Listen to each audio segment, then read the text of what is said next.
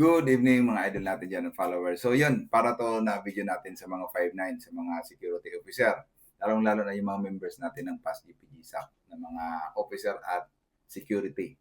So ito ay doon sa napanood natin mga idolo kaninang umaga na pangyayari na which is yung OIC at ang kanyang gwardiya nag-away at napunta sa pagbaril ng OIC sa kanyang gwardiya. So hindi nagkabigayan daw sa kung sino yung magde-day off.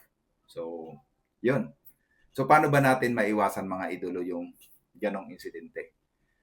So, ito bilang dati ding playing guard at naging officer ng mahabang panahon mga idolo, bago tayo napunta dito sa profession natin ngayon as protection agent. So, para may reference kayo, mag-share tayo ng knowledge mga idolo. So, paano ba natin yun maiwasan mga idolo?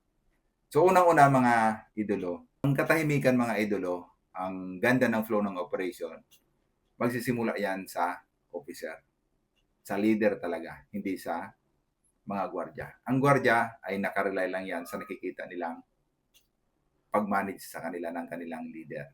Unahin natin ang officer.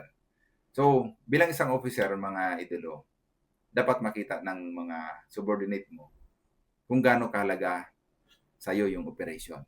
Para ganun din sila. Ibig sabihin, unang-una, ikaw magpapakita ng sacrifices mo sa mga personal needs mo, personal na lakad mo. Pakita mo sa kanila na ikaw nga na leader, sinasacrifice mo yung personal na lakad mo alang-alang sa detachment na hindi magkaroon ng bulilyaso or hindi maanman yung post, hindi masira yung flow ng operation. Di ba?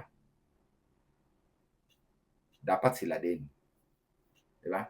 So, dapat ikaw muna ang magpakita. Kung ikaw ay baguhan dyan sa detachment mo or baguhan kang officer nila.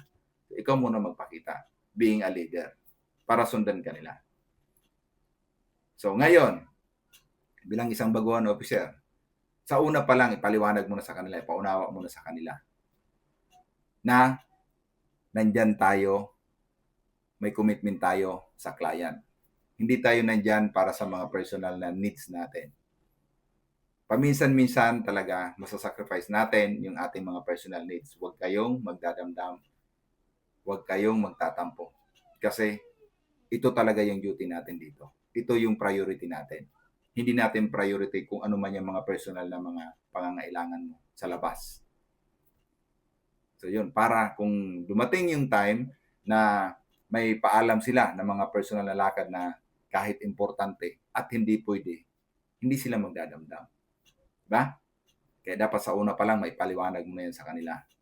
At sa mga baguhan natin na gwardiya, hindi pwede dyan pag pumasok ka dito sa security industry na masunod kung anong mga gusto mo.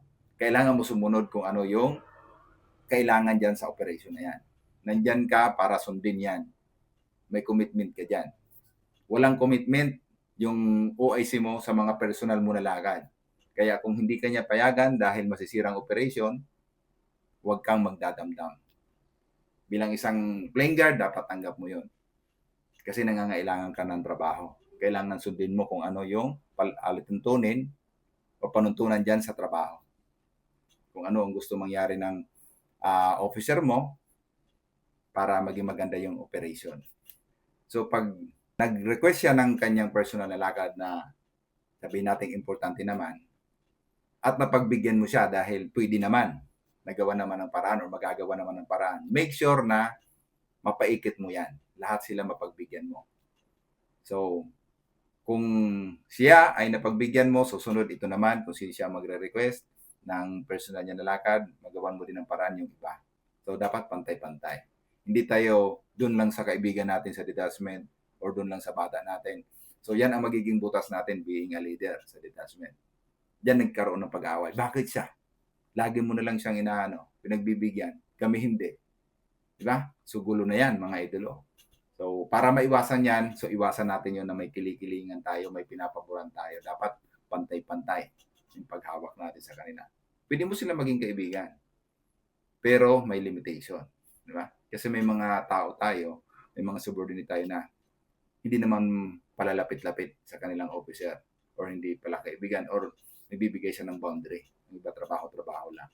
So hindi mo yun makaka-close ng gano'n. Katulad ng iba na mga sabi nila sip-sip. May mga sip-sip talaga kasi gusto mapagaan ang kanilang trabaho. Dapat pantay-pantay para walang butas sa atin mga idolo. So hindi ako perfect mga idolo ha. Sinishare ko sa inyo yung aking experience mga idolo.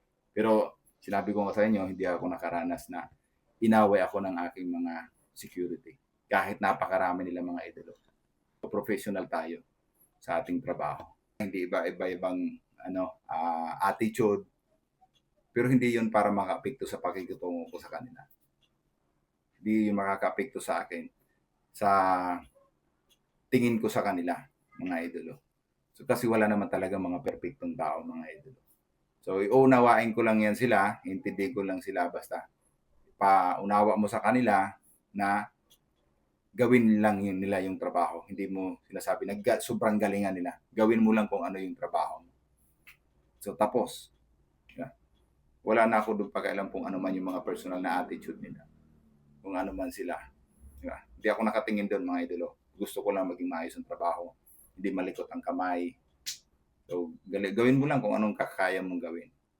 Kasi kaya ko naman yung punan kung halimbawa talagang magkabulyaso dahil mahina ka sa trabaho. Basta nakita ko na ginawa mo naman yung abot ng makakaya mo. Pero sa realidad mga idolo, pag matigas talaga yung security, so madali lang kumuha ng kapalit. Di tayo nandyan para sa ating mga personal needs. Nandyan tayo sa needs sa atin ng client, sa commitment natin sa client. Dahil tayo ang representative ng ating agency. So yun, dapat masatisfied sila sa ating serbisyo. Hindi masatisfied ka ng mga bawat member na mahilig mag-request ng mga personal na lakad nila, na mapagbigyan yung lakad nila. So hindi tayo nandyan para sa mga personal na lakad nila. Being a leader, nandyan tayo, priority natin yung operation na maging maganda, hindi magkaroon ng bulilyaso. So yun, mga idol natin dyan, mga 5 na natin and followers.